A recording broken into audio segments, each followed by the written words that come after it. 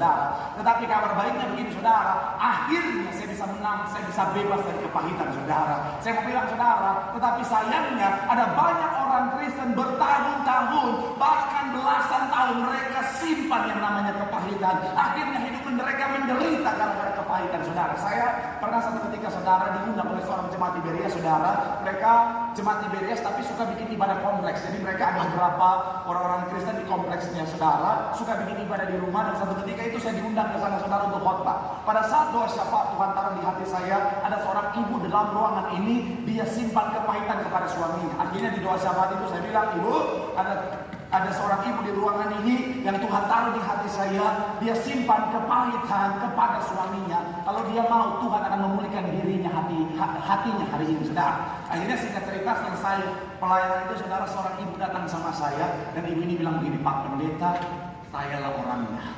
Dia bilang 33 tahun saya simpan kepahitan kepada suami saya. Bayangin saudara, 33 tahun kalau KPR sudah lunas 2 rumah. Iya kan? 33 tahun sudah lunas 2 rumah, itu pun udah dapat bonus istirahat 3 tahun saudara. Iya kan? Dan kita kalau KPR kadang-kadang saudara, kalau cuci rumah 15 tahun, kadang-kadang kan ada saat dimana saya menderita gitu ya. Oh enggak ya? Oh enggak ya? Salah saya salah ngomong. Ya buat sultan-sultan Bekasi, Tampungan sekitarnya mungkin oh my god. Apa? KPR bikin menderita, oh my god. KPR is very cheap for us, Pak Pendeta.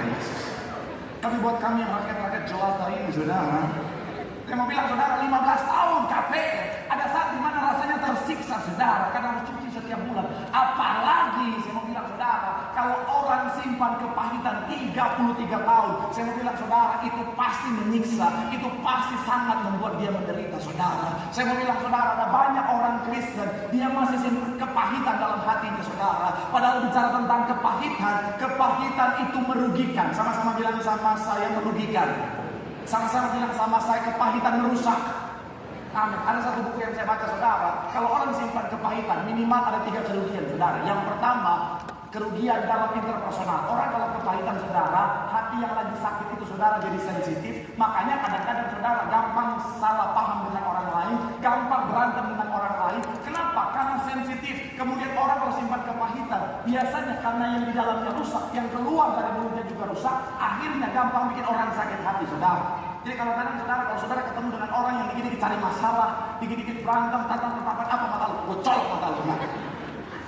Kadang-kadang saudara bukan karena dia diciptakan dari tanah sengketa, bukan saudara. Karena memang lagi kepahitan aja saudara. Nah, kedua, orang yang simpan kepahitan, kerugian yang kedua, tubuhnya sehat saudara. Tubuhnya sakit saudara. Tubuhnya yang sakit jadi sehat. Kenapa? Karena ternyata begini saudara. Benar, tubuhnya yang sehat jadi sakit, betul ya? Saya kebanyakan minum kopi di sini. Yang sampai salah ngomong. Tubuhnya yang sehat jadi sakit. Kenapa? Karena ketika kita simpan kebencian, kepahitan, penelitian membuktikan saudara, tubuh kita memproduksi hormon yang negatif yang akhirnya apa? Bisa menjadi pencetus kanker dalam tubuh kita saudara. Kemudian yang ketiga, orang kalau simpan kebencian, kepahitan, saya mau bilang saudara, doanya terhalang sama Tuhan saudara.